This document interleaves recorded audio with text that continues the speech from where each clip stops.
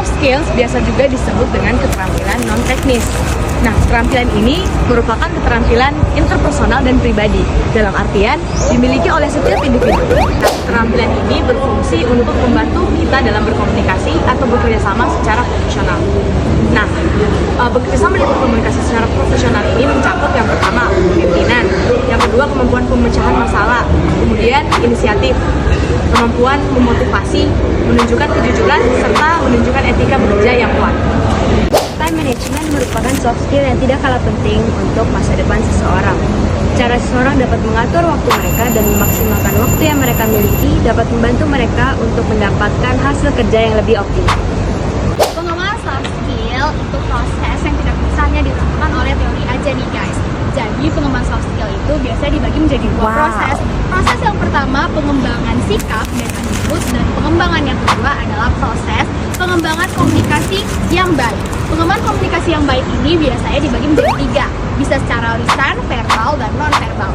Jadi guys, dua proses ini sangat penting untuk kehidupan kita sehari-hari agar kita bisa saling mempengaruhi sesama kita dan Saling melengkapi.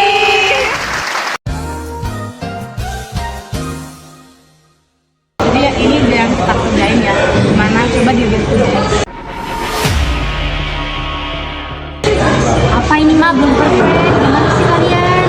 Kita semua tolongan mana ada lihat dong. Kan suka ditekan, mana ada perfect. Kalau kayak gini nilainya nggak perfect dong.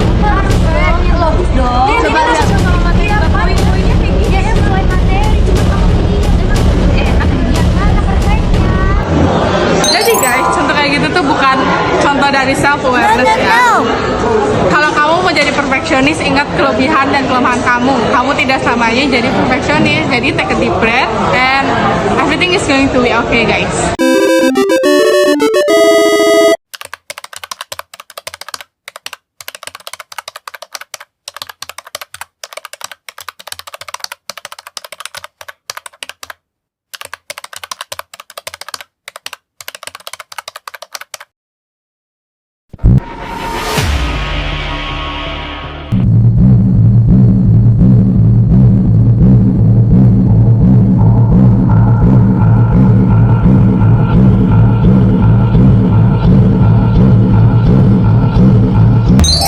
Boleh kayak gitu ya guys. Kalian boleh pacaran tapi tahu batasnya masing-masing.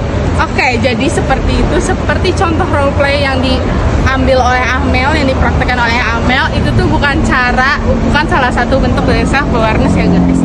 Jadi kalau pasangan atau pacar kalian sudah menyentuh luar dari batas privasi, putusin atau kalian bisa ngomong atau curhat ke orang-orang yang kalian percaya. Tapi jangan guys, jangan sampai jadi kalian tuh terlena dalam hubungan toksik.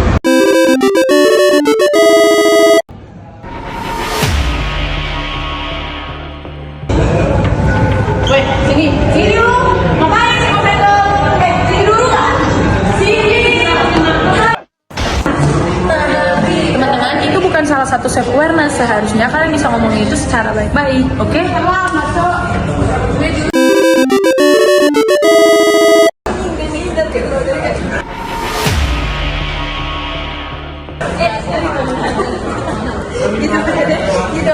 Gitu aja mau.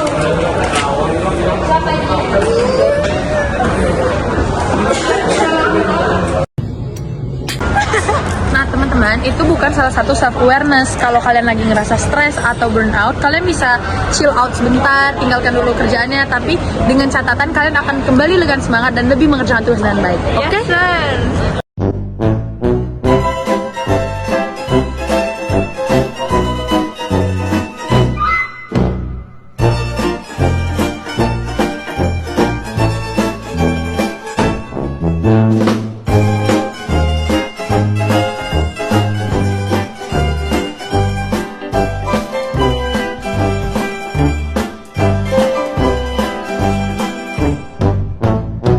Oh, hi. Wait a minute. Who are you? Kecerdasan emosional terbagi menjadi dua, ada emotional intelligence dan emotional maturity. Emotional intelligence adalah kemampuan seseorang untuk memahami emosi baik yang dimiliki dimilikinya maupun sesamanya. Emotional maturity adalah kematangan seseorang dalam memahami dan mempraktikkan emotional intelligence yang dia miliki. Emotional intelligence terbagi menjadi 5. Ada self-awareness, self-reputation, social skill, motivation, dan empathy.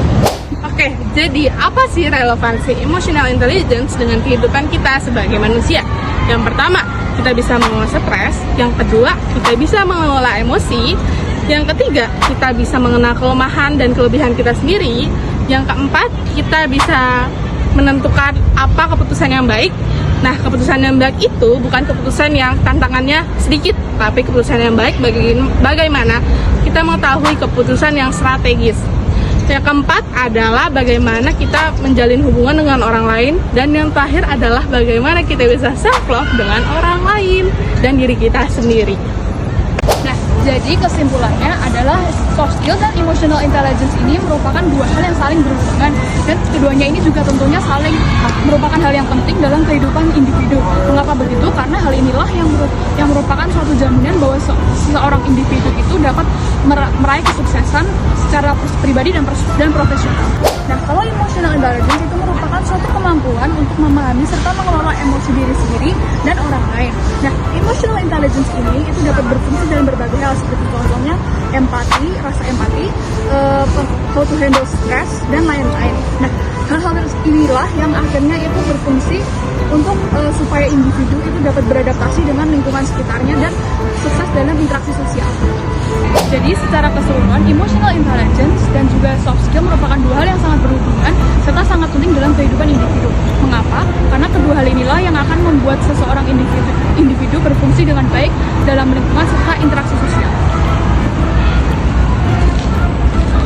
Oke teman-teman, terima kasih sudah menonton videonya.